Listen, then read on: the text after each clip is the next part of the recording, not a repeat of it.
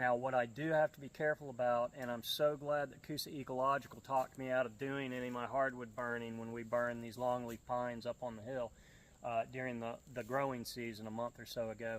They said, don't do it. You're going to scorch these trees. I'm like, come on, let's do it. And they said, no, don't do it.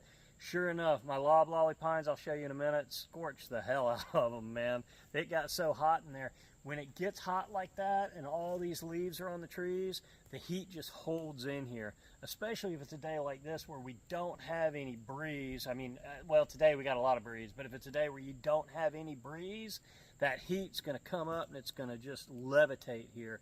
It's going to make everything so much hotter. The burn's going to be more intense. It's going to be hotter on the root systems, which are shallow on a lot of these trees, and that heat's going to just sit there inside that canopy and scorch the hell out of these canopies. And that's not a good thing when it comes to hardwoods. I don't want to do that. So I'm super thankful, Coosa Ecological. Big shout out to you. You saved me my 75, 80-year-old oak trees that are all over this property. I should have listened to you and not argued with you, but I appreciate you telling me you had to go home instead of helping me. I know y'all retired, but I know you would have done it, you know, if you thought it was a good idea. But I'm sure glad that you didn't. So if y'all need somebody good, call Coosa Ecological. They're right here over the Alabama line. Guys are incredible. I love those guys. They're great to work with, especially for landowners, you know, that maybe aren't working with 1,000, 2,000 acres with unlimited incomes. That's what you call crown scorch. So if you want to thin your pines, if you want to eliminate the hardwoods and sweet gums and stuff out of your pines, if you really are in it for just habitat, which I am.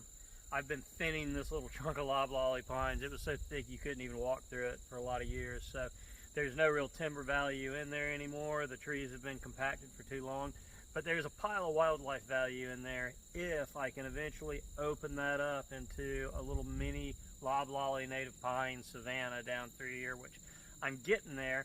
And that growing season burn that we did a month ago, it may have helped me get there, because as you can see, we scorched the heck out of some of these pine trees in here.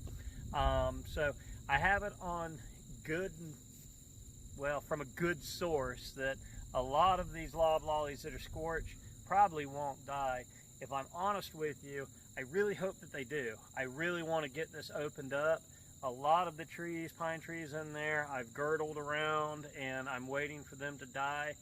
It may take, you know, into this winter, next spring, before those girdled pine trees die off. So there is a little bit of brown dead canopy in there that was from the girdling that I did, but for the most part, that is what crown scorch is, from a growing season burn where the heat held in the canopy, couldn't escape, it was too warm, it was too still of a day, and we scorched the crown.